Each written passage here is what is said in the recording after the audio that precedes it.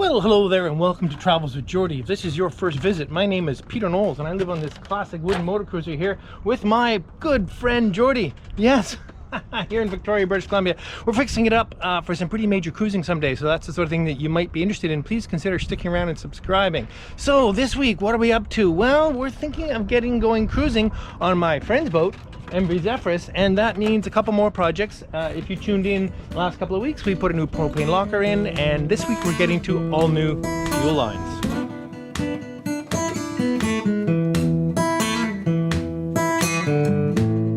Alright, so MV Zephyrus has twin diesel tanks underneath the cockpit sole, and they're relatively new and in great shape. That's fine. Unfortunately, it has nasty old copper lines running through the bilge on the way forward to the engine, and they're not new and they're not nice, and they're full of splices and compression. Anyway, they gotta go. Let's get on with it.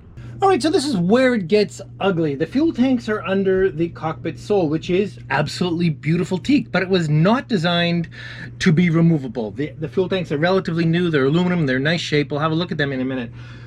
What's not nice is the fuel lines between the tanks and the engine. They're really not nice. Let me show you. Under this little box is a bit of a sin. And what that sin is a couple of fuel valves. I'll bring you in closer in a minute to have a look. The tanks are right here behind this bulkhead, and I'm hoping that just after this bulkhead, behind this piece of nasty veneer I've already sort of played with a bit, I can get at that. So let's have a look here. I've already pulled at this a bit till I brought you in. Was already a slice there, so this may, oh yes, piece of cake. Okay. So, oh, yes! I see there's an access panel here. In fact, there may be two, but I probably only need one because that's the center of the boat, and the return lines are probably up on top of the tank, so we need to get to them. Let me bring you down. Okay, well, let's begin with this nice little bit of copper line, which is a collection of compression fittings that works its way all the way forward along the side of the boat, behind the galley, around the corner, and there are at least 3 places where there are splices with compression fittings. I have tidied them up the best I can over the last few years, but it is disgusting. So we're going to be done with that. And as I said, it feeds down this line here to this Y valve that sends it back to the 2 tanks. Now, the output of the 2 tanks has 2 ball valves here, 2 relatively nice latching ball valves, straight onto flare fittings at least, to 3/8 copper line going forward. Let's take this panel off and see if it's gonna help us at all. I was really hoping that this is what I was gonna find here, because I didn't know how I was gonna be able to get access to where those are going. Now, it's tempting to use an expression, SPOT, spot, stupid previous owner trick. This is an expression that's relatively common in the Land Rover community, and it's spouted quite readily every time while taking something apart. You find something that's really ugly that you wouldn't have done that way. Now, I'm hesitant to use it, especially in this case. In every case, actually. I've matured in my years working with Land Rovers and old boats and old houses and old things. Because when you find something that was done in a way that you don't approve, it wasn't necessarily done with the time or the budget or the abilities required to do it the way you wanted to do it. So I've grown to be much more tolerant of shoddy work that had been done on things that I'm now working on. In fact, I have a new appreciation, perhaps empathy, for the person that had to do it quickly, perhaps to get moving again, to get home, to get all kinds of reasons. People might have had to do things in a way that I might not have wanted to do it. So if we can all share that a little bit, I think it might make us happier. There we go. Easy as pie. Look at these lovely new tanks. Well, when I say new, I mean not ancient. Okay, so, well, that return fitting is pretty easy to find. It's right there. This one goes across, and if I reach way under here, yes, it's right there. Not so convenient, but not impossible. I don't believe this panel comes out as easily, although there are Robertson screws in it. Let me tinker a little bit.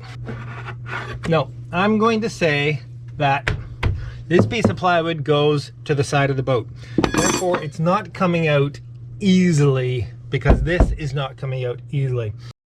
Okay, let's just have a bit of a project overview, at least at the aft end. I'm sure I've already explained that I'm replacing all the copper and all these old valves, these old molar valves, with new Coast Guard grade A rubber hose, no copper lines, and new genuine Muller valves. The new ones are nice because they have a detent at each position.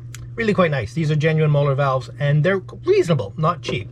So I wanted to put them in this bulkhead where I would have easy access to them, perhaps coming through like that.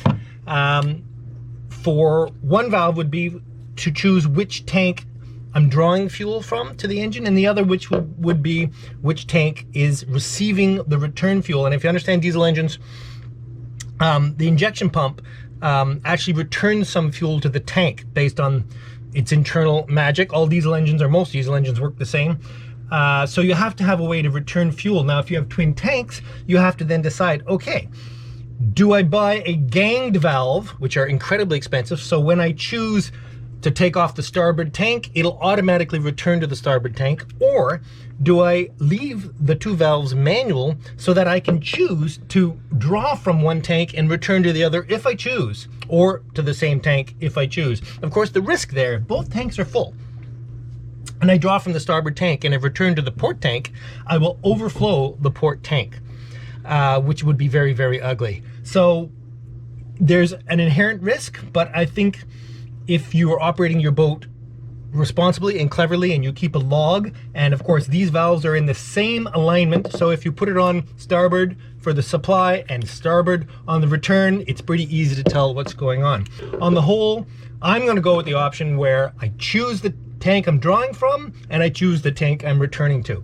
And there are a number of reasons to do that. One of them will be during fuel polishing, filtering the fuel, but we'll get back to that significantly later. Okay, so where are these valves going to go? I can now see they're not going to go in this bulkhead. I had hoped that I would build, instead of the nasty sort of ladder, ship's ladder that was here, I wanted to build an enclosed set of steps that had little lockers in them, and these would be just inside the upper step so that you could reach in, flip the valves, because I don't want to catch them on things. So I have to decide how that's all going to work. Okay, I'm now at the forward end of the same cabin. Basically, the two copper fuel lines are right underneath this panel, and I'll show them to you in a bit. This bulkhead is also a dog's breakfast, and in light of what I said earlier about stupid previous owner tricks, there's some stupid previous owner tricks in this bulkhead that I did. Namely, these two nasty hardware store studs and nuts on them, some of you will remember, are what's attaching the hardware store pulleys, which are currently used for the control systems for the transmission and the throttle, the engine being directly ahead of here. Certainly that plug is not very nicely installed, and the whole thing is on another thin piece of veneer that was supposed to hide a number of sins of previous stuff. This access panel gets you at the drive flange in the back of the transmission. Well, it sort of gets you at it. It's not easy. So very much like at the aft end, where these two valves will control which tank the supply and the return go to, up here, I want these same two valves, although these are two different valves, to be about here somewhere. One will select which fuel filter is in use. So basically, the single fuel line will come up through here, and it will be forked out to two separate Raycor fuel filters, which then come together again with a Y before the engine. This gives you the option, if you're on this one of the filters and you're in rough seas and some crud comes through from the engine and clogs the filter and you hear it starting to stumble and you see the vacuum gauge going up and up and up, you can react very quickly and flick this valve over to the other filter, giving you a little bit of time, because of course if there's a lot of crud coming through, you'll probably clog this filter too, but it gives you a little bit of time to maybe react and do something about it and change the filter. Now the filter is right under here, it's not hard to get to. It's possible that these valves should go underneath there, but I wanted to be able to get to them very quickly. And so if there was a step here, you'd lift this step and the valve would be right there, and you'd close it. And so that's easy. The other valve that's going to go underneath this step is actually just going to be used to divert the main fuel line after the filters to the engine or to the return circuit to go back. And what that will do through an electric fuel pump, it'll allow us to filter the fuel. Some people call it polishing the fuel. So it'll be able to suck fuel through the system, through the Racor filters, and then instead of into the engine, it'll bypass the engine through this valve and back to the return, back to one tank or the other, depending on what you want to do. And that's because diesel fuel wants to be filtered regularly. If you're not cruising regularly, you need to continue filtering it because there's algae and other sort of crud that can form in it. And you want to make sure diesel fuel is as clean as possible. So this provides a way to be able to have a built-in fuel polishing system that you can run periodically whenever you want to. It's also a fuel transfer system. For instance, if there's some problem with one of the tanks, or you just want to move fuel from one side to the other, you can do that via this polishing system. Okay, so same problem though. Where do these valves go? They're not going to go up here because you'll trip over them, because this is actually the riser of the last step. There'll be a step here, so they'll go about here inside a box, inside a step. Yeah, something like that. Let's get on with it.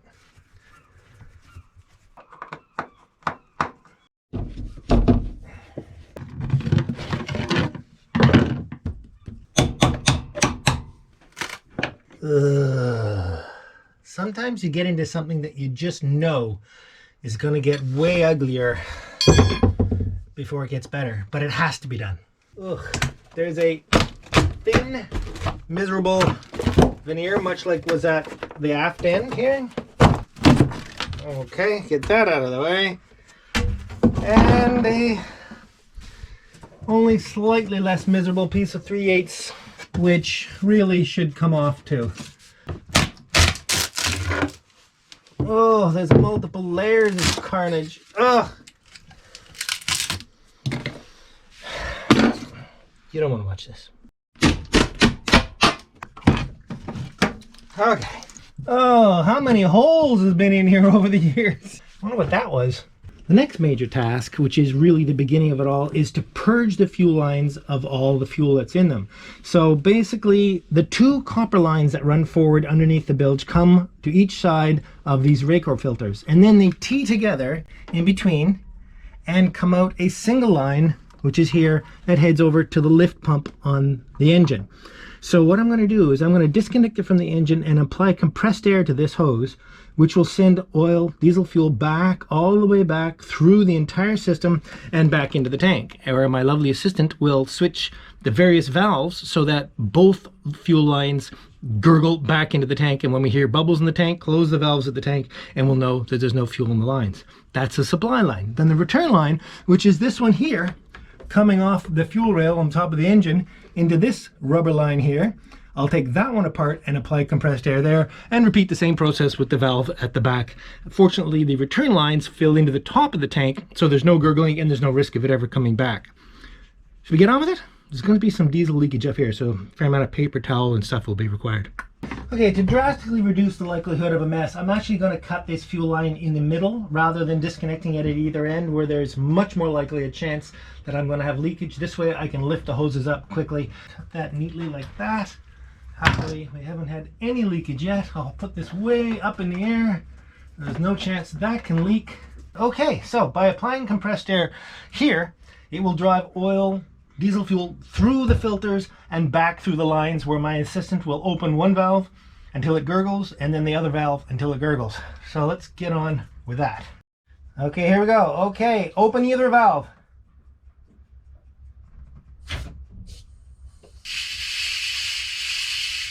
Well, some of you certainly knew how that was going to go long before I did. Yes!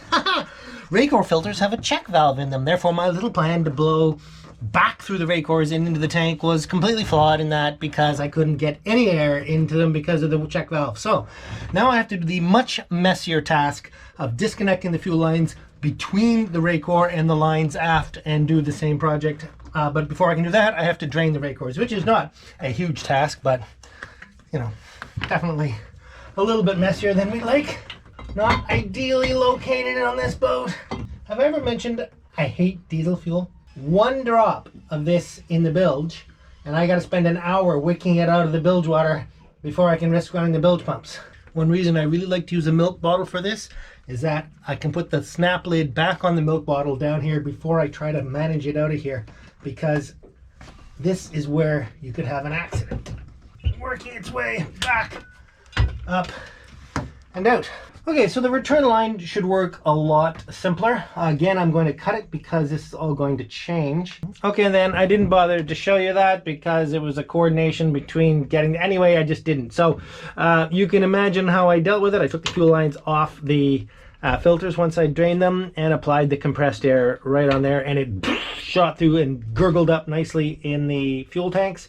So the lines are empty. So now it's just time to take them all out. Yay! All right then, so up come the sole boards. Pretty straightforward.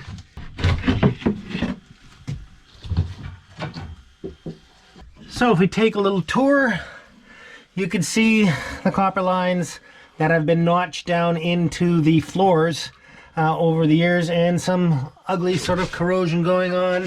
Pretty nasty. Bilge pump. Stuffing box, which is in happy shape.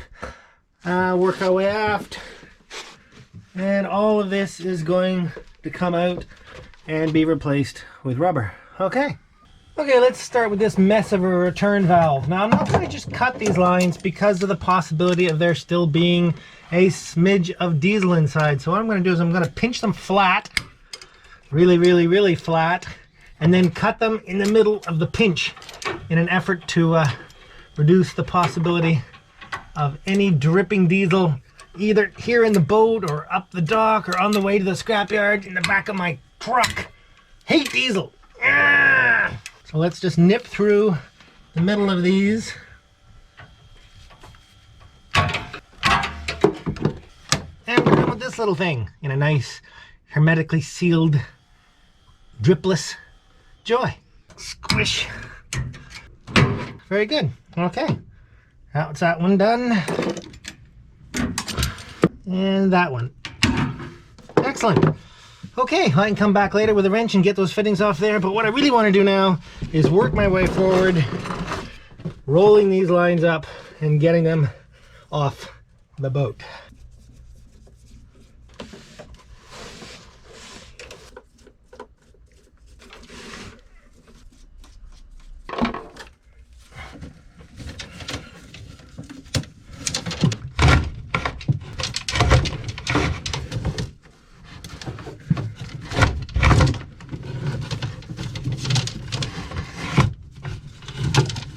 And there we are.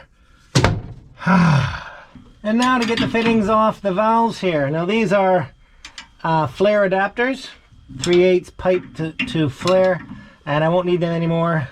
So not only can the flare nuts come off, but the adapters can come off too. The valves are actually relatively new and relatively nice, and as long as I make sure I use this other wrench to provide support for them, I know I'm not doing them any harm. There we go. Well folks, I didn't expect that at all. The return line had a pipe thread straight into the top of the tank. The top of the tank is tapped for pipe thread.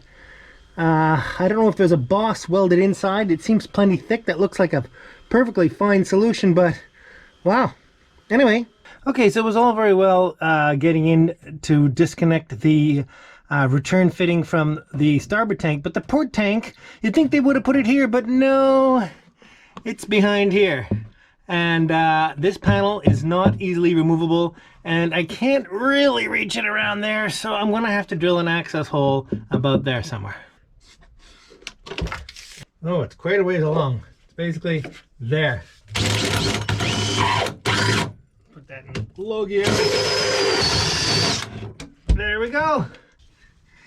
Happily, this will also allow me to access the vent if I ever need to. All right, there's our little friend. Let's get it off. Okay, so to put new fittings on this that will accept the 3/8 hose, basically I have all new brass fittings ready to go on. A combination of 90-degree and straight ones based on what works best from where we're going here. But before we can put any of those on, we have to get in here to all these little fittings and clean out any remnants. There, you see a little bit there, a little bit there of Teflon tape. And basically to do this properly, I have to follow the entire thread all the way from the inside all the way to the outside. It's a bit painstaking, but basically there's no option. I won't make you watch. Happily, I've been relatively lucky pulling them out of the return here because I don't want these shards going down into the tank. Very carefully unwinding them from the inside. Goodness, I was lucky with that. Okay, and to make sure there's no stray fibers in here, we'll just use a little compressed air. Okay, that's as far as I'm going to go before I put a wrench on that. And the other one. Yes, I'm sure you have a fabulous view past my hand.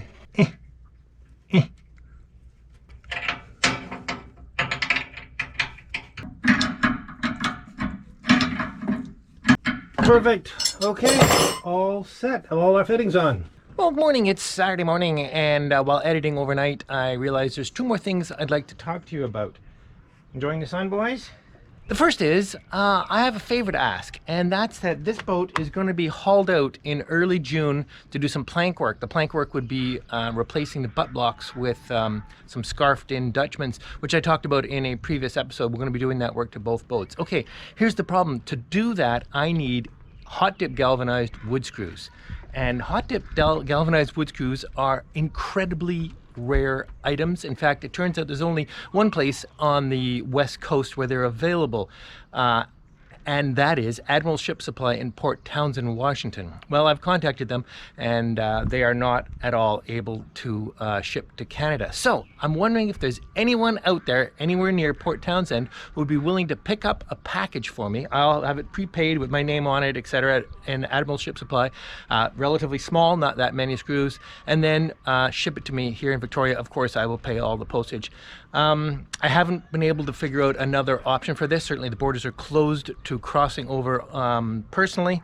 It may still not be possible. I cannot use stainless steel or silicon bronze screws for this application because the boat is fastened with galvanized boat nails, and that would create a dielectric problem in the future. Now, I'm also open to any advice on this. So if you either know where there's screws available in Canada or some other supplier that might ship to me here, or if there's yet another option I haven't thought of, I'm certainly open to that as well.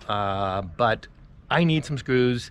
The size would be number 10 by 1 3/4, and I only need 50 or so. Anyway, that's it. The next thing I forgot, you gotta wait for a little bit. Hey, puppy boy. So I just wanted to say, this coming Sunday at 2 o'clock, which is the 19th of April, I'm going to do a live stream, and if you'd be interested in joining in, not sure what we'll talk about, figure something to talk about, and maybe even the pups will be in. So 2 o'clock this coming April 19th, that's 2 o'clock Pacific time. I'll put some kind of reminder on invite. I don't know how it works. Well, hello and welcome to the Beer of the Week. It's a bit chilly today, so I'm enjoying it inside, but still with the open window, it is quite delightful. So we're going back to Category 12 Brewery for what they're calling their Wild IPA. And well, a Wild IPA sounds as good as anything I could imagine, so let's give this a go. Trying to improve my pouring a little bit here. But this may not be one of my best efforts. It was funny, I referenced my daughter Caitlin in the last episode because I made that terrible pour, and of course she teased me about it promptly. Well, I'm just no good at this. Well, there you go. That took quite a while, and to be perfectly transparent, I did consume some of the foam to expedite this process. So if I burp quite severely in the next little while, you'll forgive me. Anyway, I think I know what's going wrong with these pours, but I'm the sort of person who likes to take responsibility for my own inadequacies. So I take full responsibility for making bad pours, but it might have something to do with the soap on the glass. It might. But anyway, I'm very interested in any of your opinions to tell me what I'm doing wrong. So cheers to I've already forgotten what we're drinking here. Wild IPA from Category 12 here in British Columbia.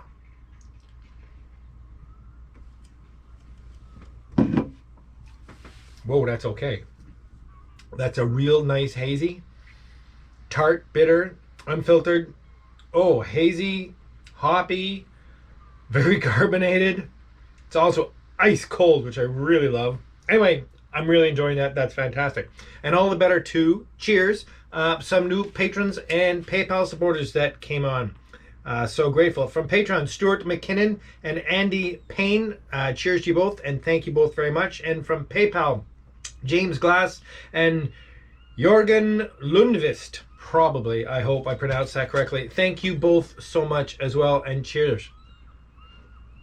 And of course, by now you've realized I forgot to give you a word of the week. So in keeping with sitting here with these two fine fellows, the word of the week this week will be pup. P-U-P as in puppy. Neither of these are puppies at 14 and very close to 16 years old. Anyway, so use the word pup in a comment down below, and I'll pick at random from the first 24 hours worth of comments. And if I pick your comment, you'll win a Travels with Geordie t-shirt. Cheers!